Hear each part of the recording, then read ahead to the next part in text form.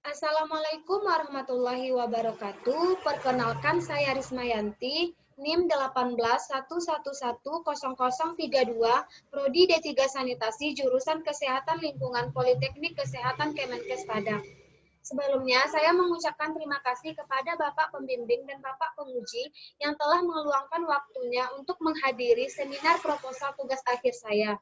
Baiklah Pak, langsung saja saya memaparkan materi saya dengan judul Gambaran Kondisi Jamban Keluarga di Jorong Pasar Baru Timur, Air Banis, Kecamatan Sungai Beremas, Kabupaten Pasaman Barat, tahun 2021. Bab 1 pendahuluan. Nah, untuk latar belakang, masalah penyihatan lingkungan pemukiman, khususnya pada pembuangan tinja, merupakan salah satu dari berbagai masalah kesehatan yang perlu mendapatkan prioritas. Pembuangan kotoran dalam hal ini, pembuangan tinja atau ekstreta manusia merupakan bagian penting dari sanitasi lingkungan. Berdasarkan data yang diperoleh dari persentase penduduk dengan akses terhadap fasilitas sanitasi yang layak jamban sehat, menurut jenis jamban terjorong di wilayah kerja Puskesmas Air Banis, tahun 2020 terdapat 15 kejorongan di wilayah kerja Puskesmas. Jorong Pasar Baru Timur menunjukkan sebanyak 64,38% penduduk dengan akses jamban yang layak dan sebanyak 35,62% penduduk akses jamban yang tidak layak. Nah, berdasarkan survei awal, kejorongan Pasar Baru Timur merupakan urutan pertama terendah akses jamban yang layak dikarenakan ketersediaan lahan, rumah jamban yang tidak memiliki atap, dinding yang hanya menggunakan terpal, dan tempat pembuangan tinja yang hanya dibuang di parit. Selanjutnya yaitu rumusan masalah. Rumusan masalah yaitu bagaimana gambaran kondisi jamban keluarga di Jorong Pasar Baru Timur, Air Banis, Kecamatan Sungai Beremas, Kabupaten Pasaman Barat. Nah, untuk tujuan penelitian ada dua. Yang pertama tujuan umum, yang kedua tujuan khusus. Untuk tujuan umum, mengetahui gambaran kondisi jamban keluarga di Jorong Pasar Baru Timur, Air Banis, Kecamatan Sungai Beremas, Kabupaten Pasaman Barat. Untuk tujuan khusus yang pertama, mengetahui gambaran kondisi bangunan bagian atas atau rumah jamban. Yang kedua, mengetahui gambaran kondisi bangunan bagian bawah atau dudukan jamban. Yang ketiga, mengetahui gambaran kondisi bangunan bagian bawah atau septic tank. Selanjutnya, manfaat penelitian. Untuk manfaat penelitian yang pertama tempat peneliti yaitu untuk meningkatkan program pelayanan kesehatan lingkungan. Yang kedua, masyarakat, menambah pengetahuan masyarakat dan masukan tentang pentingnya jamban keluarga bagi masyarakat serta meningkatnya perilaku hidup sehat dan sanitasi lingkungan bagi masyarakat. Nah, terakhir bagi mahasiswa untuk menambah wawasan dan pengalaman bagi penulis mengenai kondisi jamban keluarga. Selanjutnya, ruang lingkup penelitian. Berdasarkan tujuan, ruang lingkup penelitian ini yaitu kondisi bangunan bagian atas atau rumah jamban, bagian tengah, dudukan jamban, dan bagian bawah septic tank.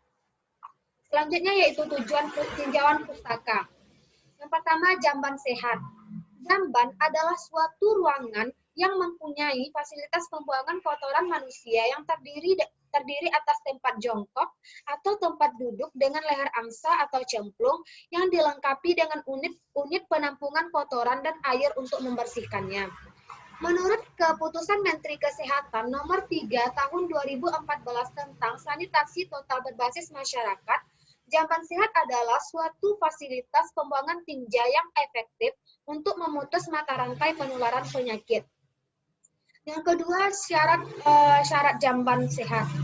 Nah, untuk syarat-syarat jamban sehat, yang pertama tidak mencemari air, tidak mencemari tanah permukaan, bebas dari serangga, tidak menimbulkan bau dan nyaman digunakan, selanjutnya konstruksi yang aman digunakan, dan juga mudah dibersihkan dan tidak menimbulkan bau. Untuk bangunan dan kondisi jamban, yang pertama bangunan bagian atas atau rumah jamban terdiri dari atap, rangka, dinding, pintu, dan ventilasi. Untuk bangunan bagian tengah atau dudukan jamban terdiri dari dudukan jamban yang terbuat dari bahan yang kuat, lantai, adanya kloset, dan juga air untuk membersihkan. Yang terakhir, bangunan bagian bawah atau septic tank terdiri dari tangki septic tank dan juga cubluk. Untuk manfaat jamban, yang pertama untuk meningkatkan martabat dan hak pribadi, yang kedua lingkungan yang lebih bersih, yang ketiga bau berkurang, sanitasi dan kesehatan meningkat, yang keempat untuk keselamatan lebih baik, yang selanjutnya memutus siklus penyebaran penyakit terkait dengan sanitasi. Nah, alur penelitian ini yaitu melakukan pengamatan pada bagian atas jamban atau rumah jamban, bangunan tengah jamban atau dudukan jamban, bangunan bagian bawah jamban atau septic tank. Nah, dari situ kita akan melihat kondisi jamban keluarga di Jorong Pasar Baru Timur, Air Banyis, Kecamatan Sungai Beremas, Kabupaten Pasaman Barat. Selanjutnya definisi operasional. Definisi operasionalnya yang pertama, rumah jamban. Alat ukur menggunakan checklist, cara ukur dengan melakukan observasi atau pengamatan.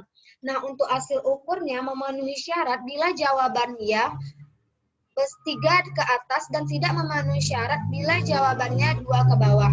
Dan untuk dudukan jamban menggunakan alat ukur checklist dan juga cara ukurnya observasi atau pengamatan. Dan selanjutnya hasil ukurnya memenuhi syarat bila jawabannya 3 ke atas dan tidak memenuhi syarat 2 ke bawah.